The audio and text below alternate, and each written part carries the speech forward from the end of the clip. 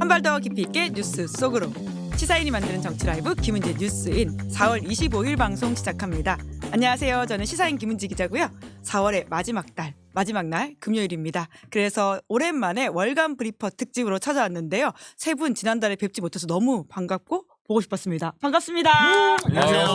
네, 저희가 지난달에 탄핵 선고일을 타는 목마름으로 기다리다가 이 방송을 취소하고 결국 한 달 후를 미뤘는데요. 그래도 이렇게 저희가 안전하고 평화롭고 다시 이렇게 만나게 되어서 다행이다라는 생각이 들 정도입니다. 삐언벙커에서 방송했어야 되는데. 방송 못합니다. 5대3 대드랑. 그래서 여기 다 같이 삐언벙커에서 삐언벙커 특집 방송할 뻔했다. 삐언벙커에서 한번 했었는데 아쉽습니다. 아무튼 5대3 정말 너무 대드랑. 반갑고 애틋했던 시간들을 지나왔던 것 같은데요. 네. 소개해드리면 김준일 평론가, 곽우신 기자 그리고 이정주 기자입니다. 저희가 한 달에 한 번씩 월 말에는 앞으로의 한 달 후의 정치권을 내다보는 OX 퀴즈를 하면서 이야기를 풀어가고 있는데요. 지난달은 탄핵 선고일이 잡히지 않아서 미뤄졌다라는 말씀을 드리면서 이번에는 조기 대선 국면이 시작되니까 앞으로 어떻게 될지 이야기를 해보려고 하는데요.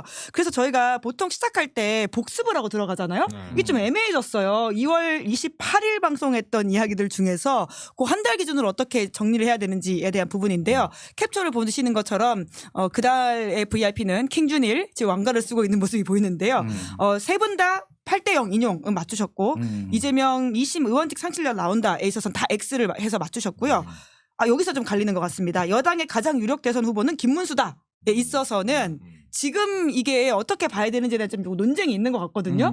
김재일 평론가 하신 말씀이 많은 것 같은데요. 아니 한덕수지. 아니 피고서 오늘 OX 바로 들어가야 됩니다. 그러니까 보수 진영에서 타는 목마름으로 지금 한덕수만 기다리고 있는데 그리고 지금은 홍준표와 김문수가 누가 앞서고 있는지 정확치 않아요. 이제는 혼전연상이에요, 사실은. 예. 이따 본격적인 이야기에서 해야 될 것 같은데 그러면 적어도 이 문항에서는 김준일 승을 선언해도 괜찮을까요? 당연하죠. 예. 알겠습니다. 근데 중요한 건 한동훈 그 후보 책이 8만 부 정도 팔렸다고. 그다음 문항이거든요. 예. 예. 그 이정주 기자만 10만 부가 팔린다라고 했는데 아니 쓰레기가 많이 팔릴 수 있다는.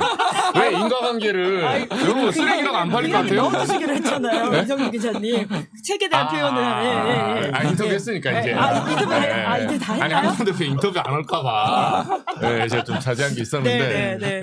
아무튼 8만 부도 사실 굉장히 많은 분량이긴 해가지고요. 이 판매수로는 요새 출판 시장 어려우니까 여튼 그럼에도 불구하고 찍어낸 것과 팔리는 건 다르긴 하니까요. 그럼 이달의 왕관도 이 킹준일 도처럼 거의 고전입니다, 고전. 이거 좀 지겹네 이제. 그런 거 치고 굉장히 표정이 밝으십니다. 감사합니다. 뭐 언제라도 상은 받으면 좋네요. 네. 수상소감 간단히 하시는 건가요? 예, 짧게 하겠습니다. 내가 왕이다. 내가 왕이다. 저희 상금 이런 건 없나요? 상금요? 다음에 그러면 저희 좀 고민을 해보도록 하겠습니다. 커피 쿠폰이라도 어떻게 하고. 우선 영광을 드리고 있습니다. 자, 그러면 이번 달 분발해가지고 맞추도록 하면 좋을 것 같은데요. OX 퀴즈 빠르게 세 분 생각 들어보고 그런 다음에 왜 그렇게 드셨는지 이야기하면 될 것 같습니다. 한 달을 기준으로 보면 되고요. 오늘 4월 말이니까 다음 달에 채점을 하게 되면 정말 대선 코앞에 두고 이야기를 하게 될 것 같습니다. 자, 그러면 들어가 보겠습니다. 세 분 다 들으실 때요. OX 판넬 입으로 또 말씀해 주셔야 돼요. 자, 그러면 들어가 보겠습니다. 한덕수 대선 출마한다. 하나, 둘, 셋. X. 오, 갈렸어요. 한동훈 국민의힘 대선 후보 된다. 하나, 둘, 셋. X. 오. 국민의힘 윤석열 탄핵 사과한다. 하나, 둘, 셋. O. 윤석열 신당 창당한다. 하나, 둘, 셋. X. 이준석 대선 완주한다. 하나, 둘, 셋. O. 계속 갔네요. 이재명 대선 득표율 문재인 넘는다. 하나, 둘, 셋. O. 네. 대선 전 이재명 선거법 결론 나온다. 하나, 둘, 셋. X. 오, 갈렸습니다. 김건희 검찰 포토라인 선다. 하나, 둘, 셋. X. 오. 마지막입니다. 윤석열 재구속된다. 하나, 둘, 셋. X. 재구속이 한 달 안에 안 되다니요. 마음이 드러났습니다. 자, 그러면 가장 요새 여권발 뜨거운 뉴스. 사실 국민 전체에게 이게 얼마나 뜨거운 뉴스일지 모르겠지만 적어도 여권에서는 이야기가 계속 시끄러운 상황인 것 같은데요. 한덕수 대선 출마 관련해서는 세 분의 전망이 엇갈렸네요. 먼저 가고신 기자 소수설이니까 이야기하실까요? 아니, 그러니까 그 한덕수 국무총리가 이제 권한대행으로서 지금 활동을 하면서 본인이 뭔가 대선에 욕심이 있는 거는 분명히 보입니다. 사실 어제도 국회 와갖고 기자들 물어보는데 수고하시고 갔잖아요. 이렇게까지 그 NCND 하는 건 사실은 나오고 싶다는 얘기인 거고 주변에서 꽃길 깔아주려고 엄청 노력하고 있고 네. 주변에 펌프질하는 사람도 엄청나게 많은 것으로 알고 있습니다. 그러나 이제 첫 번째로는 이런 상황에서 과연 본인이 출마를 정말로 결심을 할까? 물론 이제 30일에 그만둘 거다 뭐 보도가 지금 나와 있긴 합니다만 실제로 결단을 할지 한덕수가 그런 캐릭터인지가 알 수가 없고 그러니까 한덕수는 기본적으로 완성되어 있는 꽃길이 아니면 쉽게 올라타지 않을 사람입니다. 근데 지금 보면은 지지율 같은 것도 추이를 보게 되면은 막 압도적이지 않아요. 리즈 시절에 안철수나 리즈 시절에 반기문보다도 지금 안 나오고 있고 오히려 지금 도토리 키재기가 됐거든요. 뭐 김문순이 뭐 홍준표니 한덕수 다 고만고만한 상황이란 말이에요. 그렇기 때문에 이렇게 해서 애매모호한 상황에서 섣불리 모험을 하지 않을 가능성이 크고 설사 본인이 그래서 국무총리 권한대행 그만두고 나오겠다고 서언을 한다. 자 그러면 이제 원래 이제 김문수 막 나오라고 막 띄워줬던 국민의힘 의원들 지금 다 어디 갔습니까? 지금 다 어디가 흩어져가지고 이거 뭐지 한덕수한테 갈고 갔잖아요. 한덕수도 만약 실제로 본인이 나온다고 하더라도 그 국민의힘이 그대로 가져가 줄 리가 만무합니다. 그러니까 한덕수는 실제로 본인이 나오겠다고 서언을 하더라도 단일화의 불쏘시개로서 국민의힘 뭐가 한번 약간 반짝 태워준다 하고 끝날 것이다. 실제로 대선에서 뭔가 역할을 하기는 상당히 어렵고 시너지도 없다. 저는 그래서 반기문 시즌2라고 봅니다. 나오는 순간부터 여론조사 쭉 추락해가지고 중도에 드랍할 가능성이 매우 높다. 이렇게 생각을 합니다. 네. 그런데 나온다. 예. 저는 이유는 두 가지예요. 그러니까 한덕수 그 권한대행 분석할 때 저도 처음에는 안 나올 줄 알았거든요. 근데 이제 변화된 게 뭐냐면 어제부로 이제 전체 입장이 확 바뀌었어요. 그러니까 전체 안철수를 제외한 안철수 후보를 제외한 지금 4강에 오른 후보들이 국민의힘 주요 후보. 사실상 한덕수한테 엎드렸습니다. 이제 엎드렸어요. 그리고 제가 오늘 아침 취재를 해보니까 그 각각의 캠프의 입장은 달라요. 다른데 이제 중요한 건 홍준표 캠프의 입장이거든요. 홍 캠프 이제 입장을 좀 들어보니까 홍준표 시장이 이번에 그 타이밍을 살짝 놓친 게 김문수 쪽은 위장 취업 일종의 미리 다 뿌려놨어요. 거기는 처음부터 거의 절반 한덕수 캠프라고 보면 돼요. 위장 취업 돼 있는 건가요? 박수영 위장 취업 뭐 자기가 다 그걸 말하고 다니더만. 한덕수 캠프 트로이 목마인가요? 트로이는 목마는 숙여서라도 갔지 숨기지도 않아. 그래 내가 트로이야 임마 이러고 들어간 거예요. 세상에 어떻게 이럴 수 있습니까? 그래서 제가 보니까 그 김문수 캠프는 김문수 후보가 약간 그걸 용인했어요 애당초. 그러니까 아바타인 걸 용인했다. 근데 이제 몇몇 충신들이 이렇게 한 거예요. 전화 동초가 없어요 이렇게 하면서 이놈들이 지금 위장 취업했습니다. 그러니까 김문수가 나 도우러 왔는데 도우라 이런 식으로 약간 이건 대인배인지 아니면 정말로 나이가 많이 드셔서 판단이 안 되는지 모르겠어요. 그래서 충신들이 가방을 쌌거든요 몇 명. 다른 사람들이 그 안에서 이미 그렇게 돼버렸고 홍준표 시장 같은 경우는 원래 하고 싶지 않았어요. 이거를 하고 싶지 않았는데 지금이 뭐냐면 2003년 당시에 이거 2002년 대선 때 노무현 후단협 있잖아요.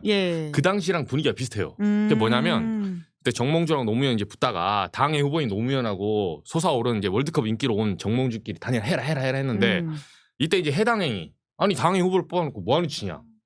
근데 그때 상황은 똑같습니다. 똑같은데 어떤 논리가 있냐면 이 빅텐트 논리 저 끝단에는 이게 있더라고요. 야 지면 네 탓이야. 그러니까 어차피 질 건데 제가 봤을 때 어차피 져요. 국민의힘 어차피 지나요? 한덕수 나도 어차피 져요. 지는데 내기합시다 저랑 이거. 아니 뭐 제가 고아원에 기부할게요. 땅. 제가 지면 100만 원 내고 혹시 상대방이 지면 10,000원 주라. 몇 배당 100배로 제가 그럴게요. 근데 아무튼 역배하실 분들 댓글 달아주십시오. 주세요. 이정주 기자랑 댓글 저는 돈 필요 분? 없어요. 저는 무조건 내기 맞춘 영광만 갖고 가겠습니다. 아무튼 제가 기부할게요 따면. 근데 이거는 결정이 나 있는데 지금 한덕수가 나오든 누가 나오든 지게 돼 있거든요. 누가 나도 지는데 내 탓이라고 할 수가 이제는 못 없다. 이깁니다. 지금 못 이기는데 지금 한덕수 쪽에서는 무슨 생각을 하냐면 그러니까 여기서는 어차피 질 건데 나중에 막 홍준표 후보가 됐다는 가정하에 누가 되든 간에 만약에 지잖아요? 그럼 너 때문에 졌다 이 소리 나와요. 단일화 안 해서 졌다는 말 들을 그래서 수가 내가 없다. 한덕수로 하자고 하지 않았냐? 이렇게 해서 보수 개멸의 책임 너다. 이 압박을 아. 엄청나게 주고 있다는 거예요. 사실 그래서 홍준표 캠프는 질 줄 알고 있어. 네, 내부 기류가 질 줄 알고 있어요. 대선은 이미 끝났다고 보고 있어요. 예, 예. 그러나 한덕수를 중심으로 한 이 단일화는 지금 거부할 수가 없다. 아, 그래서 메시지가 바뀌었다. 그렇죠. 그렇게 바뀐 거예요. 예. 그렇게 바뀐 거고 뭐 한동훈 캠프는 거기에 업어간 거죠. 한동훈 그 압박을 받고 있거든요. 예. 근데 홍준표 캠프가 먼저 문 여니까 살짝 업어서 간 거예요. 아, 이 정도로 한덕수가 나온다는 건 기정사실화라고 봐야 된다. 이런 네, 말씀이신 그리고 거네요. 한덕수는 이거 마지막 짧게만 말씀드리면 한덕수는 그럼 왜 나올까 예. 이 생각을 해봤는데 이 이제 영감님이 엄청 능구렁이라고 하더라고요. 뭐 제 표현이 아닙니다. 당에서 엄청난 능구렁이다. 왜냐하면 한덕수 권한대행 같은 경우는 어떤 49년생 아닙니까? 어떤 사람들은 뭐 말년에 자식도 없고 근데 뭐하러 대선에 나오겠냐 이렇게 설명을 해요. 근데 그게 아니라 지금 내란 혐의 수사가 진짜 중요하거든요. 근데 야당 후보로 나오잖아요. 예. 야당 후보로 대선으로 10%만 얻어도 그 가문의 기적이에요, 사실은. 네, 그 보수 정가에서는. 예. 근데 야당 후보가 된다는 건 무슨 말이냐면 갑옷을 하나 쓰는 거예요. 아. 나중에 정상적인 수사를 해도 예. 한덕수는 그렇게 얘기할 거야. 내가 지금 야당의 대선 후보 됐다고. 정치 탄압한다. 그렇죠. 아. 네, 그거를 예. 그게 사실이냐 아니냐 중요한 게 아니라 내 지지자들이 그걸 믿냐 안 믿냐가 중요해. 일단 갖다 씌우면 돼. 예. 이 봐라. 내가 지금 대선 안 나왔으면 수사 안 해도 되는데 우리 지금 보수 개멸 시키려고 이재명하고 검찰이 나 지금 수사하고 있다. 예. 분명히 이렇게 나올 거예요. 아. 네, 그래서 한덕수는 나올 가능성이 커졌다. 오. 네. 네. 김진일 평론가는 어떻게 네, 보십니까? 뭐 두 분이 다 잘 설명해 주셨고요. 한덕수는 완주하지 못할 겁니다. 근데 아. 예, 출마는 하되 완주는 못할 거고요. 우리나라에서 이제 단일화의 역사를 보면은 결국은 여론조사로 하든 뭐 협상으로 하든 무소속 후보가 졌어요. 예, 정당이 있는 쪽이 이겼습니다. 이게 그러니까 결국 여론조사로 하더라도 지지층 결집 현상이 쫙 나거든요. 그게 예. 이제 노무현, 정봉준 때도 그렇고 안철수, 문재인 때도 그랬어요. 대부분의 역사가 그렇기 때문에 저는 중간에 뭐 어떤 식으로 단일화로 지든 다른 이유든 드랍할 거라고 봐요. 출마는 하지 마. 아, 출마는 근데 한다. 출마는 하죠. 오. 출마 선언한다. 그럼 이 질문이 끝까지 대선 본 후보가 된다는 거예요? 아니면 아, 출마한다. 출마 선언한다. 네. 출마 네, 선언한다? 지금 이제 정신이 예민합니다. 또 정신이 되게 예민해요. 아니 제가 이제 2연패 3연패 하다 보니까 이제는 더 이상 제가 이재명 대통령 되는 건 내기 하겠어요. 근데 이거는 매번 이렇게 좀 지는 게 돈을 안 걸어서 이런가? 우리도 돈 걸고 뭐 결시가동 돕기 한번 할까요? 출마 선언까지로 하겠습니다. 선언까지. 알겠습니다. 알겠습니다. 그러면 결국은 대선 후보가 누가 이제 국민의힘이 되느냐에 따라 가지고는 사실 이제 1차 경선, 2차 경선의 모양새를 띌 것으로 보이는데 하지만 지금 국민의힘 대선 후보는 한동훈이 된다라고는 세 분 다 안 보시긴 했네요. 네. 그러니까 이제 지금 이 상황에서 한동훈 후보도 그렇고 안철수 후보도 그렇고 홍준표 후보도 요 세 명은 원래 한덕수 대행이 그러니까 이게 대선에 나오는 것에 대해서 좀 비판적인 의견을 견지하고 있었다가 최근에 이제 좀 기류가 바뀌게 됐죠. 근데 이제 이것들을 각 캠프들의 입장이 조금씩 다르기는 한데 결과적으로 보게 되면은 한덕수 대행이 실제로 나올 거니까 뭐 그건 잘 모르겠고. 중요한 거는 경선판 자체에 한덕수 대행과 뭔가 단일화를 잘 해줄 만한 사람이냐 아니냐가 일종의 좀 기준 포인트가 된 거예요. 김문수는 처음부터 나는 한덕수 쪽하고 이제 단일화 나오면 빅텐트 해야지 이런 식으로 하고 박수영 의원이 이제 서브로 붙으면서 지금 서포트를 하고 있으니까 뭔가 지금 분위기에서는 가장 한덕수랑 잘 융화되고 김문수 아니겠나라는 분위기가 있다 보니까 이걸 깨기 위해서 경선판에 좀 들어가기 위해서는 어쨌든 다 각자가 갑자기 이제 한덕수 대행하고 뭔가 할 것처럼 뭐 긴급 기자회견도 하고 홍준표처럼 아니면 한동훈도 예전에 또 그 더블로 둘이 섰던 것들 약간 상기를 시키면서 약간 한덕훈. 예, 그 소통력 약간 그 뜻의 소통 때 그것도 좀 상기시키면서 하고 있잖아요. 다 경선용인 거거든요. 그 말은 뭐냐면은 지금 찬탄 반탄 구도만으로는 이걸 돌파하기 쉽지 않다라는 그 계산을 각 캠프가 다 하고 있는 겁니다. 결과적으로 지금 한동훈 후보가 내세우고 있는 요 기조로 가게 되면 저는 아마 결선에는 갈 가능성이 높지만 결선에서 한 번 더 통과하기는 쉽지 않다. 탑2는 되지만 탑1은 안 된다. 그렇죠. 네. 왜냐하면은 결국 지금 그러니까 한동훈은 뭘로 비교를 해도 뭔가 한 끗이 아쉬워요. 예를 들면은 제가 가장 탄핵에 열심히 뭐 반대했습니다. 뭐 한다 어쩐다고 하지만 한덕수하고 이게 강화되면 이게 또 약화돼요. 그러니까 한덕수하고의 내하고의 뭔가 관계라든가 이것들을 좀 이 경선에서 부각시킬수록 원래 갖고 있던 기조였던 탄핵과 관련된 나의 뭔가 엄정함, 제가 뭐 아버지가 겸해서 막았을 겁니다. 이제 이런 것들이 흐트러지는 거야. 이게 또 헷갈리게 되는 거고 뭐 반대도 마찬가지로 또 한동훈에서 왔다 갔다 했던 게 있기 때문에 결과적으로 어떤 걸로 승부를 보더라도 한덕수와의 커넥션으로 승부를 보든 탄핵으로 승부를 보든 내가 가장 선명하다로 내세우기가 쉽지 않다. 그래서 결국 이도저도 애매한 포지션 때문에 결선에 가더라도 그 한 끗이 모자라서 그 상대한테 질 가능성이 높다. 그럼 곽우신 기자는 최종은 누가 될 거라고 보세요? 저는 김문수 후보가 원래 좀 높았다고 생각을 했는데 예. 한덕수 대행이 등장을 하면서 김문수 후보 많이 꺾였거든요. 지금 예, 내림세가 그렇죠. 가고 있었고 지금 분위기에서는 홍준표 후보가 오. 저는 사실 높다고 생각을 합니다. 아, 최종은 홍준표 후보가 가능성이 높다. 크다. 네, 왜냐하면 지금 예. 홍준표 후보의 지금 기조도 좀 묘한 게 예. 지금 서브 붙는 사람들도 친윤계가 막 우르르 붙었잖아요. 갑자기. 이철규 의원을 네, 비롯해서 그것도 약간 좀 특이한 상황이고 예. 기조도 지금 뭔가 친윤도 아우르고 비윤도 아우르겠다 약간 이런 식으로 갑자기 또 이상 기자회견 던졌잖아요. 메시지 자체가 일종의 1등 전략이고 내가 다 안고 갈게. 아. 내가 김문수 예, 쪽도 예. 뭐 한도도 다 안고 갈게 이런 거기 때문에 이렇게 먹힐지 모르겠습니다만 저는 지금 분위기와 기세를 캠프 실제 현장 가봐도 캠프만으로 좀 분위기가 다르거든요. 네. 홍준표 쪽이 요새 좀 분위기가 좋긴 합니다. 오늘 나온 한국갤럽에 따르면 이제 물론 이게 1대1 구도는 아니기 때문에 좀 보긴 해야 될 텐데요. 이재명 38, 한동훈 8, 홍준표 7, 한덕수, 김문수 6, 이준석, 안철수 2 이렇게 나오긴 했습니다. 이낙연, 조국, 김동연까지는 1%이고요. 예. 아 한동훈. 예. 아 한동훈 안 되죠. 네. 의미 없는 소리예요. 아 그럼 탑 2에는 들어갑니까? 그 저는 탑 2도 아닐 거라 생각해요. 오 그러면 탑 2는 네. 홍준표와 김문수 대결일 것이다. 아마. 오, 예, 예. 왜냐하면 한동훈 전 대표는 아니 혹시 좀 보는 사람도 악플이 달리길래 제가 말하는데 저는 한동훈 대표를 싫어하는 게 아니에요. 싫어하는 게 아니라 노선을 정확히 할 필요가 있다. 그러니까 이도저도 아닌 노선을 타면서 본인 이미지를 다 까먹기 때문에 제가 안타까워서 하는 소리예요. 그리고 다시 한번 캠프에 정정드립니다. 한동훈 대표가 계엄을 막은 게 아니에요. 계엄은 제적 과반이기 때문에 민주당으로도 할 수 있어. 그냥 들어온 거지 본회의장에. 예. 정확히 말하면 한동훈 대표는 탄핵을 시킨 거죠. 아. 네, 제 말이 맞지 않습니까? 계엄에는 표가 필요 없어요. 그렇죠. 그러니까 이제 막 자꾸 이제 이재명은 숲에 숨었다. 네. 나는 직접 갔다. 네. 그거를 좀 비교하려고 자꾸 또 캠페인 기조를 뭔지 바꾸잖아요. 알겠어요. 근데 뭔지 알겠는데 어쨌든 계엄 막은 건 아니라니까. 아. 그냥 계엄 그 막을 때 본회의장에 계셨다 하면 제가 이해는 예. 되는데 탄핵을 시켰죠. 예. 엄밀히 말해서. 그러니까 이거를 좀 정정해야 되고 본인은 계속 계엄 장사를 하시잖아요. 내가 계엄을 막았다. 막은 게 아니라니까요. 예. 근데 그 그러니까 계엄 해제시킨 거. 예. 예, 그건 아니란 거고. 그래서 한동훈 전 대표는 탄핵에 대해서도 뭐 우리 지지자들이 미안하다 책에 쓰고 뭐 이런 메시지 내잖아요. 경선을 하면서 이제 그런 마음 이해가 돼요. 마음은 이해가 되는데 대선 후보는 좀 선이 굵어야 돼요.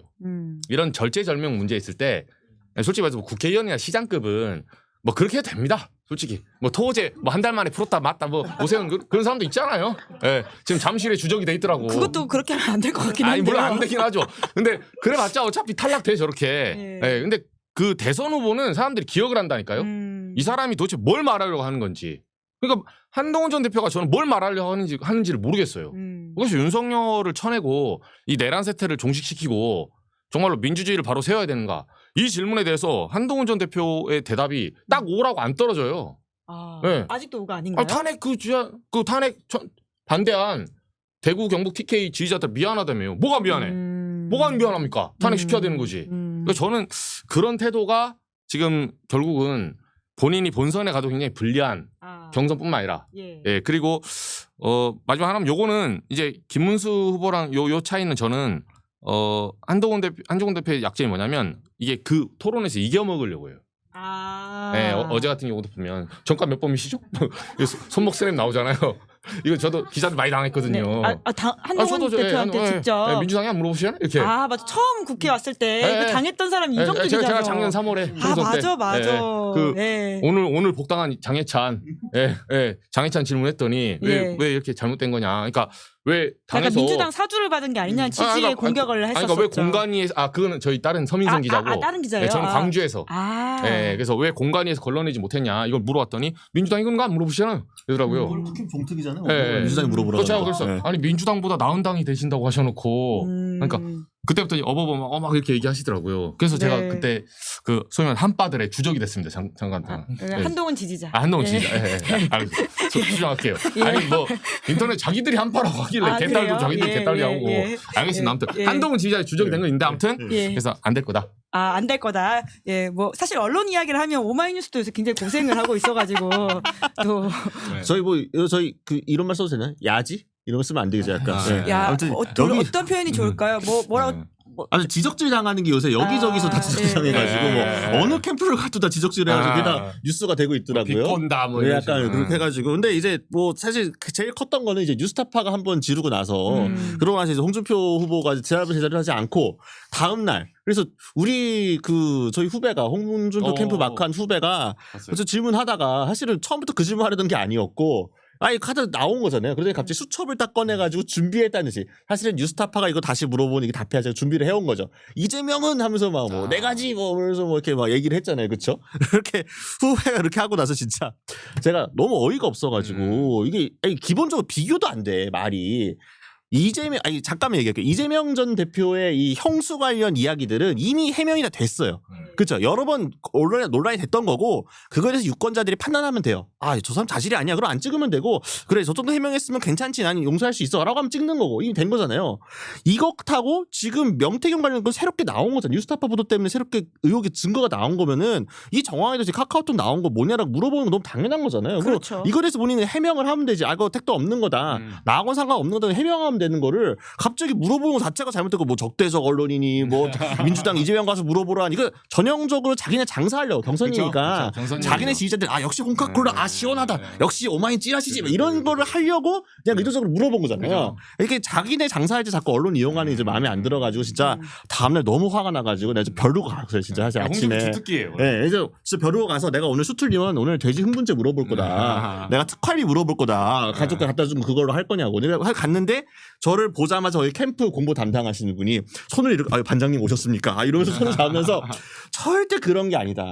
우리도 전혀 몰랐고 의도적으로 한 것도 아니고 아 우리 홍준표 후보 스타일 알지 않냐 경상도여가지고 그냥 말로 그러고 사실 오마이 좋아한다. 아 엄청 뭐 이렇게 한 거예요. 그래갖고 공보가 또 너무 또 비는데 또 거기서도 막 대놓고 제가 또 막 뭐라 하겠고 애매했는데 약간 일단 좀 보자고 했는데 이제 또 홍준표 후보도 그날 이 좀 제스처가 달랐어. 기조를 다르게. 네, 그래서 막 웃으면서 와 오마이 뭐 질문 잘했네 막 그러면서 저희 앞에 뭐 영상 다 찍혀 나왔지만 저희 처음에 이제 홍준표 후보랑 저랑 이제 티키타카를 할 때 약간 저도 막 아니 옛날에 5년 전에는 우리 막 창간 이슈 인터뷰도 하고 거기서 막 오마이는 뭐 팩트는 왜곡하지 않지 난 좋아해 막 이런 식으로 다 했어서 이제 와서 막 적대적 언론이라고 하냐 막 하니까 막 자기도 아 뭐 막 근데 난 적대적 언론이 한 적 없고 또 약간 말바꾸기죠.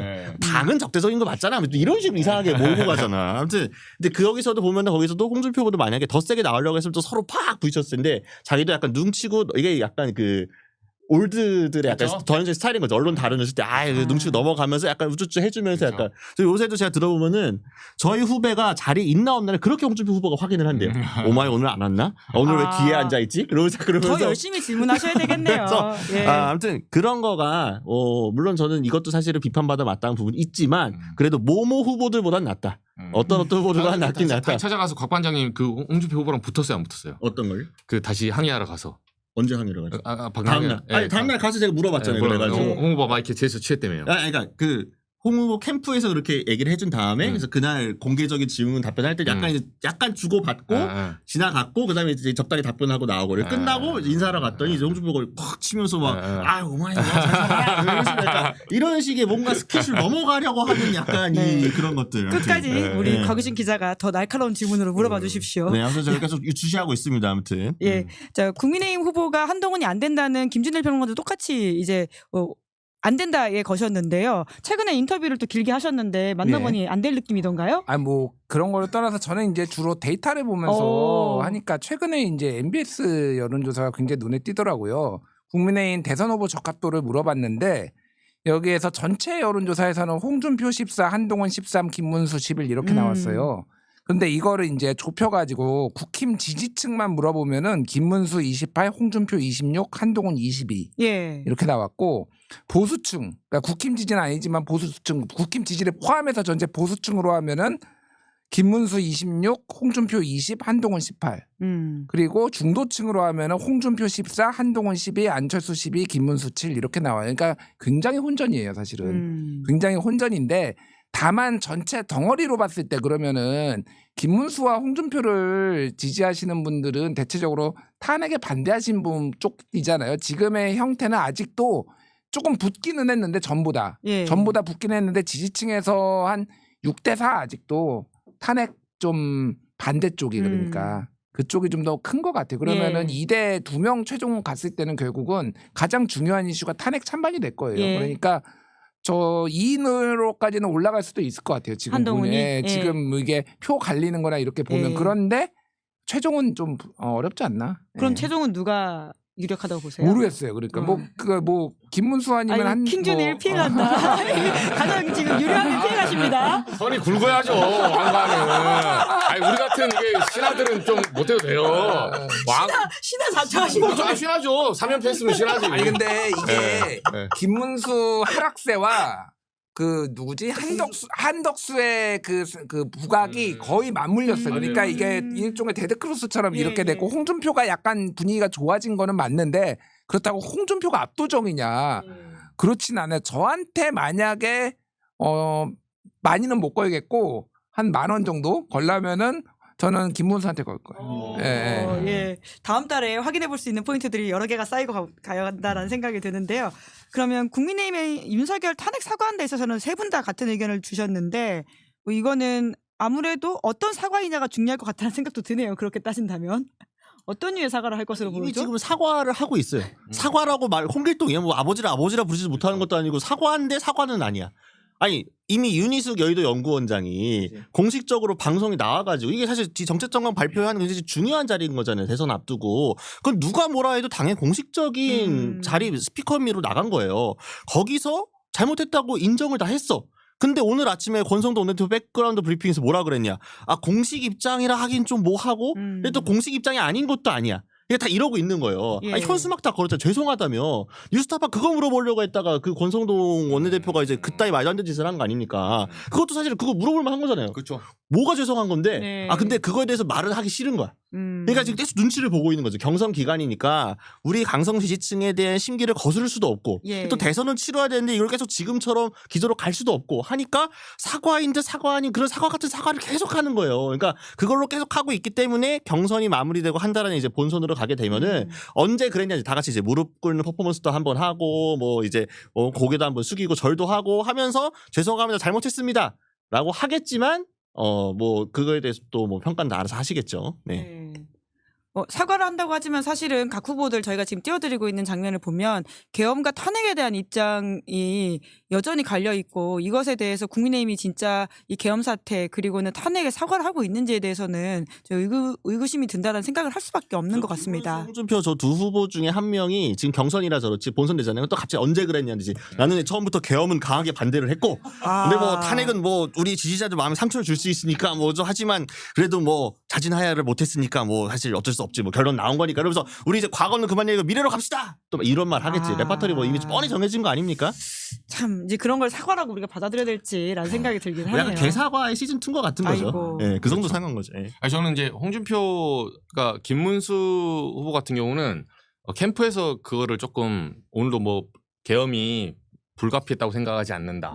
이런 식으로 약간 한 칸씩 이제 이동하고 있는 거고 홍준표 전 시장의 페이스북이 굉장히 인상적이었는데 이거는 이제 사실 사과를 넘어서 어느 정도 프레임까지 가냐면 저는 개인적으로 제가 파악하기로는 홍준표 후보는 이미 이재명 후보가 대통령이 될 거라고 생각하고 있는 페이스북이에요. 왜냐? 요새 쓰는 게 왜냐? 예. 저 띄워주세요. 제가 예. 읽어드릴게요. 저거 잘 보시면 단순히 그러니까 나는 한덕수에게 문을 여는 게 아니라 그 다음에 이재명 정권과도 협조할 수 있다. 그러니까 비명계도 협조할 수 있고 이재명 정권에서도 뭐 예. 내가 잡으면 내가 잡으면 말도 안 되는 가정을 하는 거죠. 내가 잡으면 이재명 정권하고 협조 뭐 대란 대치, 대통합 이 얘기하잖아요. 근데 홍 시장이 굉장히 촉이 빠른 사람이에요. 예. 근데 저는 저 문구를 보고 무슨 생각을 했냐면 이분이 저 나오죠. 단일화 뭐 빅센터 하고 저 위에 있어요. 그 다음 거예요. 그 최근 거. 예. 근데 네. 아무튼 저 보시면 나중에 이분이 이제 무슨 말 하려고 하냐면 저는 이재명 그 후보가 최근에 기억나세요? 아까 나중에 나올 건데 정규제 조갑제 예. 그 보수 인사들 식사를 같이 했다는 식사하면서 거죠? 예. 이게 쿠션 치는 인터뷰거든요. 예. 내 입으로 말하지 않고 이렇게 흘려서 치는 예. 제3자 인터뷰 치는데 거기서 장관이나 이런 사람들도 보수 보수 인사도 인사 쓸 수 주겠다. 있다고 예. 시그널을 보내잖아요. 그리고 홍 시장이 저렇게 얘기하거든요. 홍 시장님 이재명 정권의 첫 번째 국무총리가 될 수 있어요. 에? 네, 저는 그렇게 읽었어요. 이거는 몇 네. 달 앞을 내다보는 제 거죠? 말이 틀리면 제가 한 10,000원 정도는 예. 이건 그냥 저희 생각인데 오늘 내기 여러 번 하십니다. 예. 이건 예. 한 달짜리가 아니에요. 예, 한 예. 6개월짜리인데. 몇 달 앞에 내다보는. 저는 이 두 개를 조합해봤지. 예. 정규제와 조갑제와 홍시장의 이 선수거든. 예. 요 세 명을 합쳐보니까 이거 이상하네. 아. 이 메시지는 뭐지 했더니 홍준표가 국무총리를 할 수 있겠구나. 라는 예. 야. 바둑으로 한 8수를 지금 내다본 거라서 뭐 틀리면 어쩔 수 없는데 예. 제 시각은 그랬어요. 예, 뭐 정치라고 하는 게 하루 앞을 또 내다볼 수 없는 상황이긴 예, 하죠. 제 시각은. 갑자기 오늘 뭐 이준석, 안철수 두 사람이 포옹하는 것만 그렇죠. 보더라도 예. 영원한 적도 예. 없고 친구도 나중에 없다. 6개월 후에 홍준표 시장 국무총리 인준안 올라가면 이 성지방송 틀어주십시오. 성직을. 예? 제가 성지방송 한 겁니다. 네, 김준일 평론가 어떻게 보십니까? 아니 근데 이게 초반에 이제 정권이 만약에 이재명 후보가 정권을 잡으면은 초반에는 지금 내란 종식과 그리고 국힘 위원정당 해산 심판까지 들어가는데 거기에 홍준표를 초대 국무총리로 간다? 저는 지지자들이 가만 안 있을 것 같아요. 예, 저는 이재명 대표는 지금까지 지지자들의 뜻을 거슬러 본 적이 없습니다. 그래서 거기 나중에는 모르겠어요. 나중에는 모르겠는데 초대는 조금 약간 무리수다. 내가 보기에. 그러니까 저는 저 시간에 자기 하고 싶다는 거예요. 자기 하고 싶다. 이재명 후보가 시킨다는 게 아니라 본인이 하고 싶다는 거야. 네. 네. 그러면 윤석열 신당 창당은 전혀 변수가 안 될 거다. 이렇게 세 분 다 보고 계시긴 하네요. 뭐 당연히 대선 전에는 윤석열 지금 이미 한번 꺾였잖아요. 예. 그러니까 하려고 했으면 그때 했었어야 돼요. 그러니까 이미 근데 꺾였는데 그리고 윤석열 입장에서도 지금 이제는 갑을 관계가 바뀌었어요. 그러니까 당이 갑이 됐습니다. 예, 예. 그러니까 윤석열을 보호해 주는 거나 뭐 이런 기타 등등도 다 당이 나서서 싸워줘야 되는 거잖아요. 그렇기 때문에 윤석열은 이미 그냥 그 변호사를 불러서 술이나 먹고 밥이나 먹는 거지 지금 한 주되게 자기가 할 수 있는 게 별로 없다. 예. 네. 뭐 그러면 빨리 넘어가서 이준석의 대선 완주 이야기로 가볼까요? 근데 이것도 사실 의견이 다 똑같습니다. 완주한다라고 하는 부분이긴 한데요. 저는 딱 이유는 하나예요. 뭐 짧게 말씀드리면 한덕수 그 단일화 때문에 그래요. 사실 다른 후보가 되면 예. 몇 가지 변수가 있었거든요. 근데 어차피 이게 지금 끝판왕에 한덕수가 기다리고 있기 때문에 한덕수 단일화판에서 결국은 그러니까 안철수 후보가 올라가지 않는 이상의 국민의 후보로 왜냐면 예. 안철수 후보는 처음부터 한덕수랑 반대를 하기 때문에 예. 근데 가능성이 없어요 실질적으로 지금 봐서는. 그러면 나머지 세 분은 문을 열었단 말이에요. 그럼 내란 연대를 사실상 용인한 거고 근데 여기서 친구의 친구는 뭐 어떻게 된다고 하지만 이준석 후보가 여기까지 손을 잡아버리면 내란 연대에 들어가게 돼요. 네, 그래서 아마 본인이 살기 위해서 안 할 거다. 네. 뭐 비슷한 전망이신 건가요? 네, 그러니까 저는 기본적으로 이준석 의원이 대선 후보로서 완주하지 않고 중간에 드랍할 가능성이 없지는 않은데 지금 비율을 놓게 되면은 완주를 할 가능성이 훨씬 크다라고 생각합니다. 그러니까 완주를 하지 않는다는 몇 가지 조건들이 갖춰져야 돼요. 일단 기본적으로 한동훈이 절대로 되면 안 되고 예. 국민의 후보로 거기는 이제 어차피 돌아올 수 없는 강이기 때문에 거긴 절대 안 되고 홍준표 후보가 만약에 국민의힘 대선 후보가 됐고 그리고 최소한 3자 구도쯤으로 짜여지는 상황에서 홍준표 플러스 이준석이 이재명과 오차범위 내로 근접하는 정도로 뭔가 붙는다고 하게 되면 그러면 여기서 이준석이 드랍을 했을 때 얻을 수 있는 게 있기 때문에 뭔가 딜이 이루어질 가능성이 있어서 막판에 어떤 극적인 단일화가 시나리오가 있을 수도 있죠. 근데 이거 자체 조건이 갖춰지는 건 굉장히 어렵다. 기본적으로 홍준표가 올라오고 뭐 한덕수 어떻게 되는지 잘 정리가 되고 지지율이 확 붙어서 이게 끌어올리는 게 있어야 되는데 그렇지 않고서는 이준석 후보 입장에서도 지금 무조건 완주를 하는 게 맞아요. 일단 단일화를 한다고 했을 때 이미 개혁신당 한번 합쳤을 때 이낙연 쪽에 합쳤을 때 얼마나 지금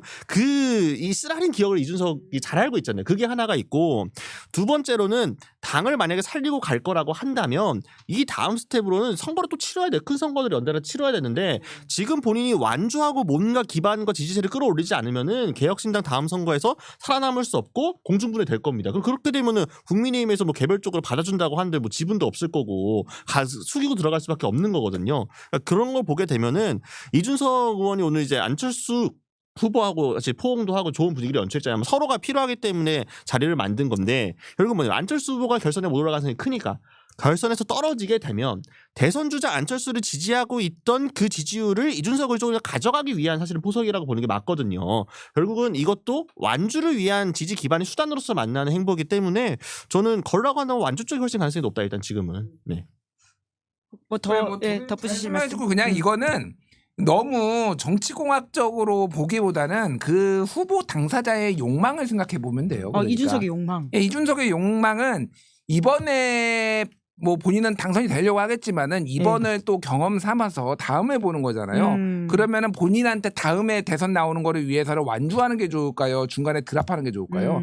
한 번 단일화해서 자기 드랍하면은요. 계속 그렇게 됩니다. 예. 그게 이제 안철수예요. 그게 아. 한 번 양보하고 그러면은요. 심지어 여론조사로 막 비등비등하거나 더 높더라도 또 철수하겠지 하면서 약간 여론조사도 쏠림이 또 나타나요. 그렇죠. 그러니까 그게 예. 이제 지난번에 오세훈과의 서울시장 보궐선거거든요. 처음부터 이거는 저는 말이 안 된다. 이준석의 욕망을 생각해 보면은 단일화는 저는 불가능한 시나리오라고 생각을 해요. 유일한 단일화 하나는 이준석이 후보가 되는 단일화 그거 하나 빼놓고는 절대 안 할 거예요. 이준석은. 본인한테 유리한 그림이 아닌 이상 할 수 없다라는 말씀이신데 이재명 대선 득표율 문재인 넘는다는 다 똑같은 의견이시니까 먼저 이걸 이야기해 보죠. 대선 전 이재명 선거법 결론 나온다. 사실 이게 또 선거에 어떤 영향을 미치는지에 대한 걱정들이 있는데 이 이야기를 해야지 득표율 이야기를 넘어갈 수 있을 것 같아가지고요. 그런데 지금 곽우신 기자는 결론이 선거 전에 안 나오고 이정주 그리고 김준일 두 분은 나온다 이렇게 말씀하셨습니다. 김준일 평론가 먼저 말씀해 주시겠어요? 그러니까 저도 이게 처음에 이거 대법에서 전원합의체 간다고 했을 때는 안 나오겠지 그랬는데 이미 2번 지금 회의를 했잖아요. 이거 예. 한 달에 한 번 열리는 거를 2번 이 정도까지 했으면은 이거는 결론은 내려는 거구나라는 게 좀 맞을 것 같아요. 모르겠습니다. 뭐 안 낼 수도 있는데. 그러니까 이게 그 조희대 대법원장도 그렇고 633 원칙 얘기하고 뭐 신속한 재판 얘기를 한 건데 어찌됐든 지금 3년 걸렸어요 이게. 예. 3년 가까이 걸렸죠. 그러니까 이 재판이. 근데 이제 대선이 또 이재명 후보가 당선이 되면은요 5년 뒤에 또 8년 걸리는 거예요 이 재판을. 그러니까 뭐가 됐든 매조지를 하는 게 낫겠다 그 생각을 판단하는 것 같아요. 제가 그래서 저는 나올 가능성이 높은데 그게 반드시 이를테면은 뭐 무조건 뭐 이재명을 견제하기 위해서 이게 나온다 그렇게 보기는 좀 힘들 것 같아요. 그러니까 뭐 파기 재판이라는 거는 오늘 뭐 프레시안 뭐 어제 토론회 기사에도 나왔지만 0.083% 정도의 매우 낮은 확률이고 이거를 무죄를 2심에서 확정? 났는데 예. 이거를 유죄로 한다라는 거는 이게 그러니까 그 사람의 어떤 재판받을 권리 당사자의 이런 거를 조금 저해할 수 있다라는 거잖아요. 그 반대 경우가 오히려 가능성이 있는 거고 그래서 어쨌든 나오긴 나올 거다. 저는 그렇게 봅니다. 예. 어떤 결과일지는 좀 가늠하기 아직 어렵다 이렇게 보시나요? 네. 예, 저는 조금 모르겠어요. 아직은 조금 봐야 되는데 오늘 한겨레가 또 기사 썼는데 이재명 2심의 그거는 최근 대법원 판례 정읍시장의 대법원 판례를 예. 인용했다라는 거잖아요. 그 대법관들이 다 4명이 들어가 있어요. 그러니까 예. 그래서 반드시 이게 무조건 이재명한테 안 좋게 나올 것이냐는 저는 좀 봐야 될 것 같아요. 예. 같은 의견이신가요? 네. 저는 무죄로 나온다. 좀 더 세게 네, 역시 무죄로 나와요. 한번 이렇게 하이리스크 아니, 하이리터 뭐 저- 늘 세게 거세요. 아니, 저 건방지게 신하가 이제 조금 먼저 의견을 내왔습니다. 신화 컨셉 지금. 아니 뭐 틀린 너무- 많은 거죠. 어차피 제가 왕도 아닌데. 네.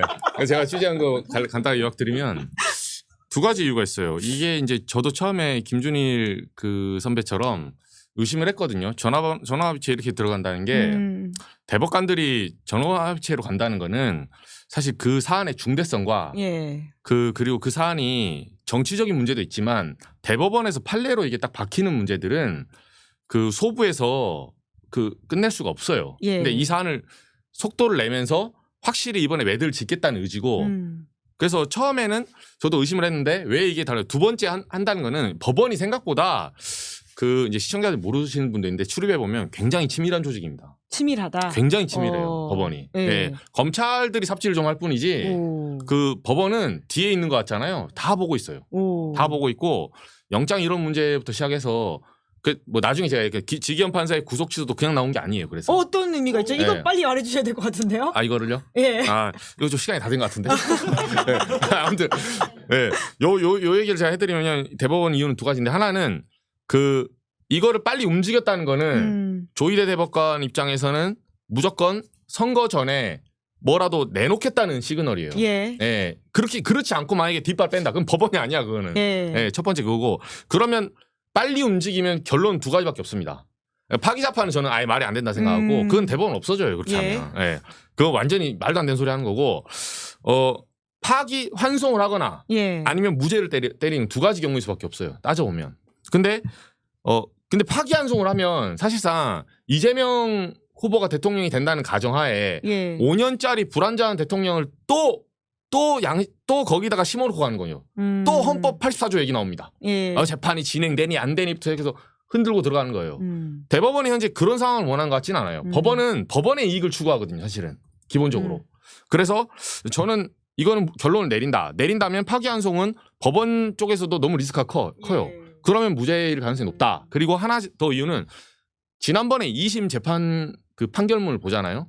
그거 제가 이제 좀 나중에 읽어봤는데 거기 보면 백현도 종상향 문제. 그러니까 뭐 김문기 처장부터 시작해서 여러 가지 나오잖아요. 이제 선거할 때 결국 이재명 후보가 말했던 것 중에 여러 가지가 있는데 국감장에서 했던 말이 있어요.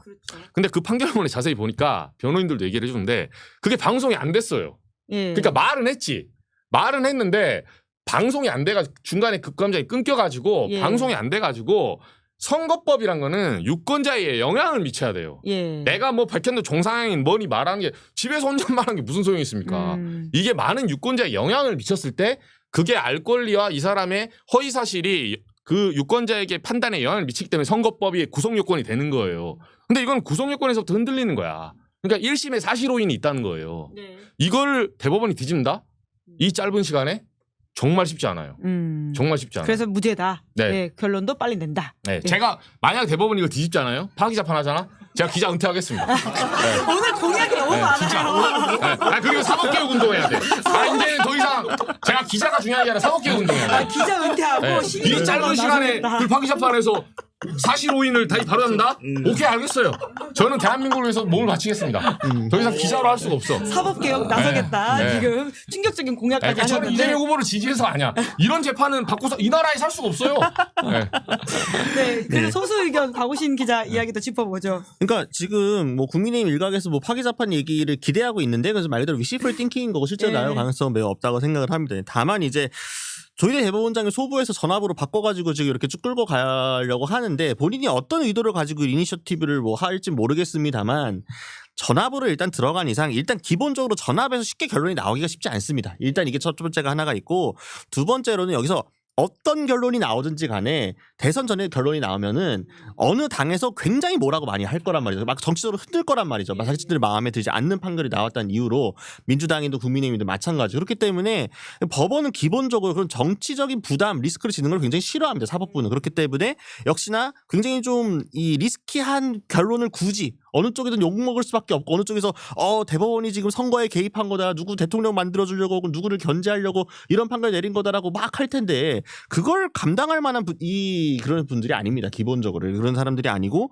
그리고 이제 이 가장 중요한 거는 이 공직선거법 관련한 이번에 판례가 한번 생기면 이거는 굉장히 중요한 판례거든요. 우리나라 사법 역사에 있어서 공직선거법상 허위사실 공표를 어떻게 볼 것인가로 어쨌든 꽤 오랫동안 앞으로 정치 활동에 상당히 영향을 미칠 수밖에 없는 판결이 남는 거기 때문에 그냥 판례적으로만 생각을 해보더라도 사법부에 상당히 신중하게 결론을 내릴 가능성이 높기 때문에 뭐 지금 초반에 뭐 열심히 해가지고 뭐 이것저것 많이 한다고 하더라도 저는 대선 전에 결론이 이렇게 쉽게 나오진 않을 것이다라고 봅니다. 그러면 윤석열 재구속에 있어서는 그런데 세 분 다 X를 드셨거든요. 한 달 안 아닌가요? 예, 한 달 안에 안 된다. 네, 그 직위원 썰을 좀 이야기해 주셔야 될 것 같아요.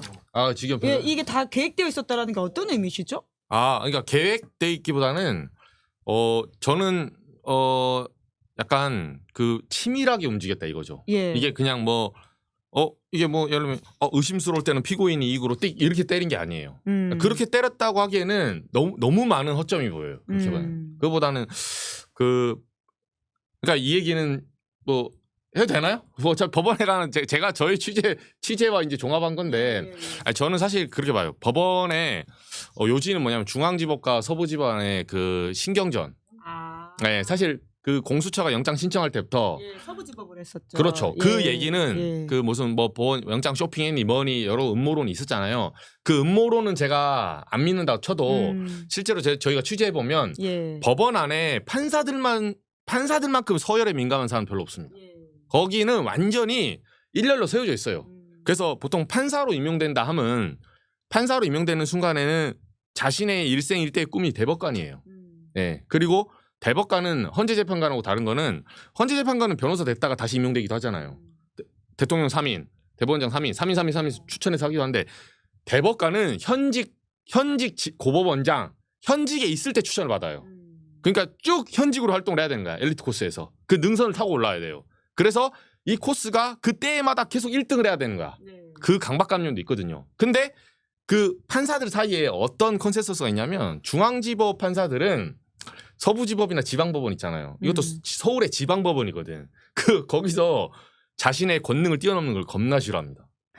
엄청 싫어요. 그래서 사실 그 법상으로 봤을 때는 공수처에서 예를 들면 그때 영장을 서부지법 그 관할구역이라서 신청한 게 잘못된 건 아닌데 중앙지법 쪽에 제가 취재한 바에 중앙지법 쪽에서는 굉장한 불쾌감이 나왔어요. 아, 일종의 경고성이다. 취재한 바에 의하면. 왜냐하면 그 문구상 보면 중앙지법으로 영장을 신청하면 깔끔하게 끝나거든. 한 방에 끝나는 얘기야. 네. 근데 물론 관할도 할 수 있죠. 예. 근데 굳이 여기까지 포함해서 권역을 넓혀서 왜 했냐 이 소리야. 나한테 바로 와야지. 이런 신경전이 취재했을 때 법조 내에서는 있거든요. 영역 싸움 때문에 결국 이렇게까지 벌어질 일이다라는 차원의 말씀이신 그렇죠. 거예요? 저는 좀 뭐 법원 욕하는 게 아니라 판사들 개인에 대해서 제가 취재한 바에 의하면 뭐 사람들은 뭐 고고한 학인 것 같잖아요.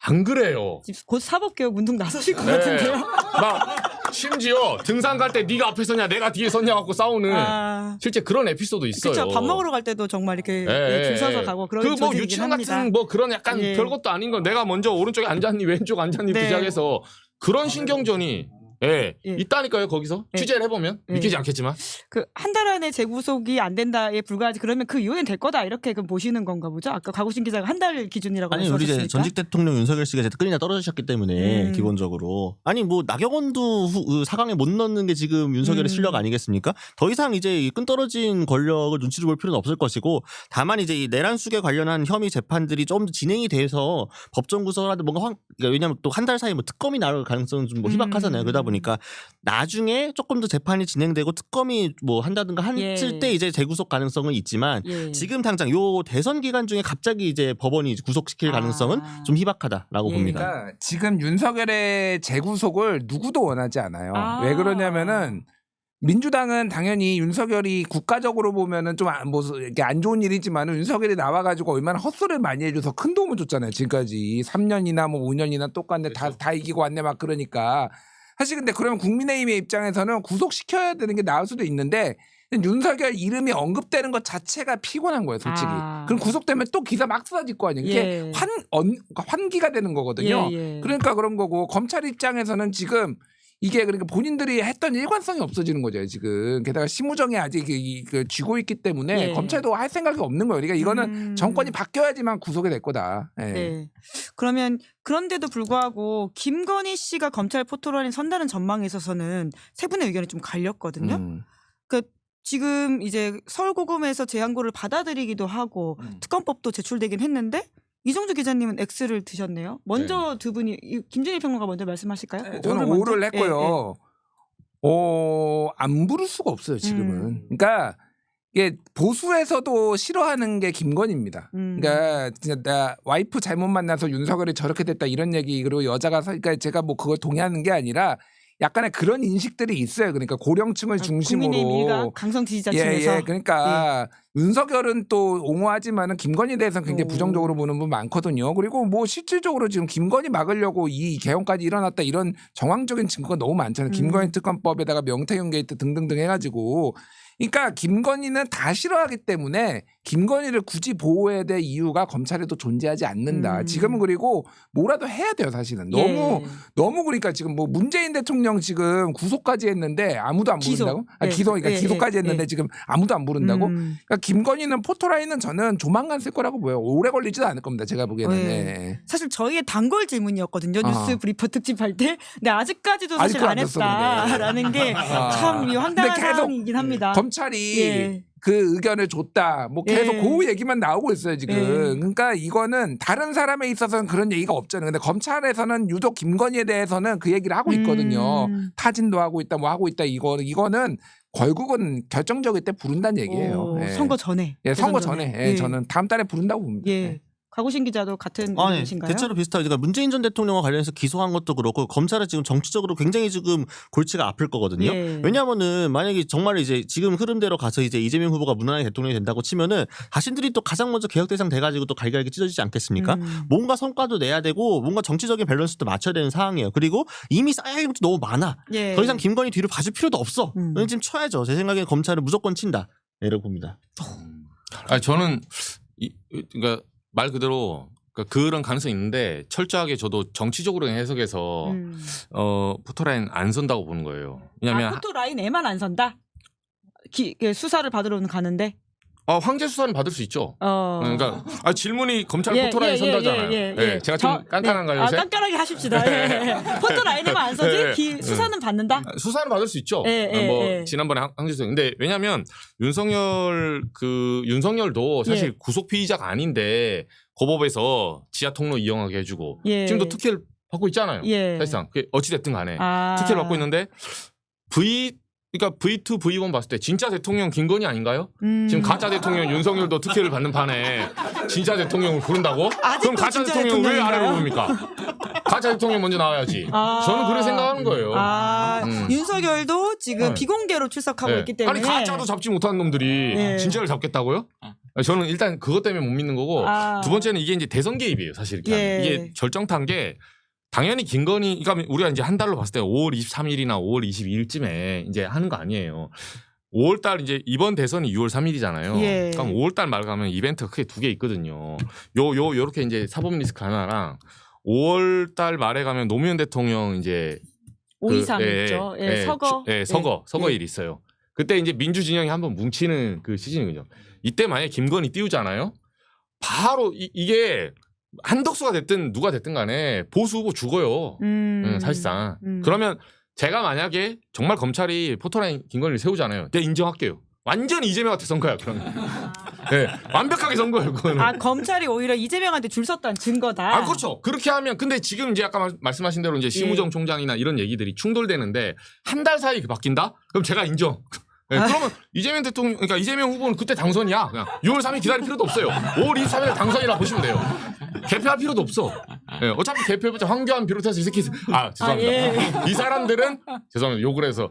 제가 못 믿어서 황교안 비롯해서 이 사람들은 부정선거라고 주장할 거거든. 그래서 원래도 부정선거라고 할 거기 때문에. 포토라인 서는 순간에 그날이 대선일이다. 그러면. 그럼 살짝의 수정 시간을 드릴까? 포토라인, 수사는 받지만 포토라인에 선다? 아니 이번에도 그 가짜 대통령이 비공개로 한 것도 엄청 난리가 나가지고 깨갱했잖아요. 결국에는 이제 공개로 바꿨잖아요. 그런데 진짜 대통령 이게 일단 기본적으로 포토라인 안 선다고 하게 되면은 일단 출입하는 사진 기자들이 가만히 있지 않을 거고 이게 지금 검찰은 눈치를 볼 수 있어요. 예전만큼 이제 용산만 바라보고 거기 비위만 맞춰주면 되니까 이제 뭐 특혜로 이렇게 해가지고 뭐 출장으로 대충 해주고 이런 시즌이 아니라는 거죠. 더 이상 끈 떨어진 김건희를 더 이상 검찰도 봐줄 필요가 없다. 오히려 아까 얘기했죠. 살기 위해서 뭔가 해서 자기 증명을 해야 되는 상황이기 때문에 저는 이벤트성으로도 오히려 이거를 적극적으로 밀어붙일 가능성이 있다라고 봅니다. 그러니까 수사를 안 했으면 안 했지. 수사를 하면은 무조건 세워야지. 무조건 세워야 돼요. 무조건. 두 분은 수정하지 않으셨습니다. 자, 그러면 다음 달에 확인해 보면 될 것 같고요. 사실 마지막 질문은 다음 달 확인이 좀 불가하긴 합니다. 이재명 대선 득표율이 문제를 넘는다라고 하는 게 선거가 6월 3일이어가지고 그렇게 조금 보기 어려운 지점들이 있는데 그럼에도 불구하고 문재인 전 대통령이 당시 얻었던 41% 득표를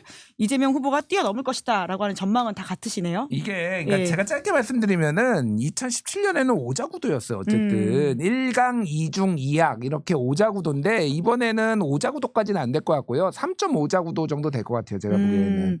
점오는 누구죠? 그러니까 이제 이준석까지가 이제 3자고 여기에 이제 뭐 한덕수가 완주를 할지 안 할지 모르겠는데 뭐 등등등해서 약간의 뭐 몇 퍼센트 정도 한 뭐 3% 정도 가져가는 이 정도가 나올 것 같아요. 그래서 그 지금 상황으로 보면은 저는 2007년에 그 이명박과 정동영의 차이만큼 48대 26이었어요 그때. 그래서 그때 22% 포인트 역대 대선 중에서 제일 컸거든요. 22% 포인트가 거의 그거에 근접할 가능성이 높다 제가 보기에는. 엄청 크게 질 것이다. 국민의힘이. 지난번 탄핵 대선 때는 민주당 진영에서도 문재인 그때 후보를 굳이 안 찍어도 소신 투표를 그냥 해도 되는 그런 분위기가 있었어요. 당선 왜냐하면 가능하니까. 이미 어차피 문재인 대통령이 이제 무난하게 당선이 될 거고 그냥 이번 대선 어쨌든 그냥 이벤트로 지나가고 내가 그냥 각자 이번엔 좋아하는 후보 찍어야지라고 벌려진 거였는데 이번에는 민주당 진영에서 압도적으로 국민의힘을 찍어 눌러야 된다라는 동기가 확실하기 때문에 저 내란 잠부를 꺼야 된다라는 이게 어쨌든 이 컨센서스가 있는 상황이잖아요.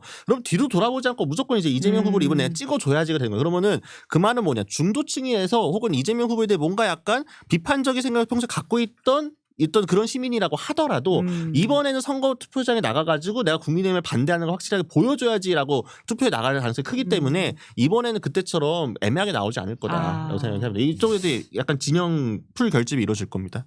네, 같은 아니, 맥락이신 거죠? 그렇죠. 네. 근데 저는 좀 월권이긴 한데 질문이 좀 바꿔요. 질문이 너무 쉬워요 이게. 그러니까 이게 이재명 대표 대선도 과반 넘냐 안 넘냐. 넘나요? 예, 요렇게 물어봐 주셔야 돼요. 50%는? 넘는다. 네, 넘는다. 두 분도 그거는 다음 달에 사실 확인해도 될 사안이긴 합니다. 또 이정두 기자는 빠르게 여덟 수 앞을 내다보시니까 4월에 아닙니다. 이미 뭐 아니 많은 예상하셨구나. 거죠. 뭐 그냥 맨날 지는데. 아니, 지는 사람의 장점 이거 하나예요. 잃을 게 없다. 김준희 선배는 잃을 게 너무 없다. 많이 가졌어. 네, 그게 이제 왕자의 왕자의 무게이기 때문에. 오늘. 마지막에. 그죠. 목 부러지겠습니다. 저희 목이 없어요. 목 디스크 와서 목 디스크. 오늘 끝없는 견제와 질투와 시기가 이루어지고 있는 현장인데요. 도전자의 또 입장이. 네. 그럼 마지막으로 아까 이제 조갑재, 정규재 두 사람을 만난 이재명 후보에 대한 행보에 대한 이야기를 아까 네. 이정주 기자가 해주셨는데 뭐 좀 취재된 내용이 있어서 말씀하시는 건가요? 아니요 없어 이거 저기 그냥 뇌피셜이에요. 네. 아니 저 정규재 이 주필은 전화를 한번 해봤어요. 저도 그 월화수에 방송하시니까. 질문하는 기자라고 저희 CBS 몇 시죠? 7시 30분부터 월화수 7시 밤 7시 30분부터 8시 30분까지 두 분도 한번 모실게요. 저희는 OX 퀴즈 많이 안 해요. OX 퀴즈 많이 안 해요. 평론가 또 본인 방송 있으셔서 근데 시간이 너무 바쁘시더라고요. 명동에서 바쁘셔가지고. 근데 거기 한번 초대하려고 전화를 했거든요. 정규재 주필한테. 대표한테. 그래갖고 제가 이제 설명했는데 왜 대화를 못했냐면 이렇게 저희 뭐 사실 CBS 누구예요? 그러니까 딱 이분이더라고. 용건을 말하세요. 냉정하게. 네, 소배 좀 하니까. 뭐 요새 바빠요. 네. 칼차단 당하신 거예요? 그러니까 아이스 브레이킹 하다가 갑자기 아이스 깨고 시작하더라고요. 네. 진짜 아이스 브레이크 당시 제가. 네. 그래서 이분의 이제 성향을 보고 이분은 제가 봤을 때 포지션이 뭐 긴 말을 하지 않아요. 판단이 딱 서면 직진하는 스타일이다. 네, 그래서 이것도 뭐 본인이 생각하는 뭐 여러 가지 구상이 이미 방향이 정해져 있다. 네, 그래서 이 스피커로서 역할을 이재명 후보의 아주 천군만마 같은 역할을 하고 있다. 지금 보시기에. 네, 그게 의도했든 의도하지 않았든 간에. 그 정규재 주필은 제가 제 라디오에 한번 인터뷰를 제가 했어요. 입국컷 당했는데. 아니 난 지상파잖아 어쨌든. 왜 그래? 유튜브. 또 우리 유튜브 근데 힘듭니다. 어쨌든 정규재가 나와서 했던 얘기가 뭐 그 예전에 했던 얘기가 비슷했는데 국힘은 해체돼야 된다 이런 얘기를 하셨거든. 그거를 이제 썸네일로 뽑았는데 30만에 나왔어. 우리는 조회수가 사실 많지 않거든요. 그러니까 그래서 정규재가 요즘 핫하구나 진짜. 핫해요. 저희도 좀 모셔야 될 것 같습니다. 입국컷 유튜브는 좀 어렵나요? 설마 시사인 나오고 우리 안 나오면 물론 안 나올 수 있죠. 시사인은 대기업이니까. 안 나올 수. CBS가 더 대기업이지 무슨 말씀이세요? 질문하는 기자는 구독자 4만 명밖에 안 돼서 아직 또 중소기업이라서 제가 열심히 달려가고 있는데 여기 또 거대 58만 아닙니까? 자, 다 같이 성장하면서 계속해서 키워보도록 하고요. 다양한 분들 모셔가지고 또 인터뷰할 수 있는 시간 가지는 것을 기정주 기자, 저도 다 노력하도록 하겠습니다. 네, 알겠습니다. 오늘은 저희가 간만에 만나가지고 정말 친구들과 수다 떨듯이 정치 이야기 해봤는데요. 이 내란 스트레스 해소할 수 있는 시간이었으면 좋겠다라는 생각이 들기도 하고요. 한 달 후에 만나서 또 점검해보면서 다음 향후 정치 스케줄에 대해서 이야기해보면 될 것 같습니다. 그럼 오늘은 여기까지 하겠습니다. 세 분 수고 많으셨습니다. 고맙습니다. 네, 감사합니다. 네, 김은재 뉴스인. 깨알 같은 왕의 어필이고요. 그리고 이정주 기자의 다음 달 분발을 기대하도록 하면서 김은재 뉴스인 4월 25일 준비한 방송 여기까지 하도록 하겠습니다. 저는 다음 주 월요일 오후 5시에 찾아뵙도록 하겠습니다. 오늘 방송 재밌게 보셨다면 구독, 좋아요, 알림 설정 잊지 마시고요. 주말 잘 보내십시오. 안녕히 계세요. 시사인이 만드는 정치 라이브 김은지의 뉴스인 매주 월요일부터 목요일까지 오후 5시에 생방송됩니다. 구독, 좋아요, 알림 설정으로 함께해 주시면 큰 응원과 격려가 됩니다.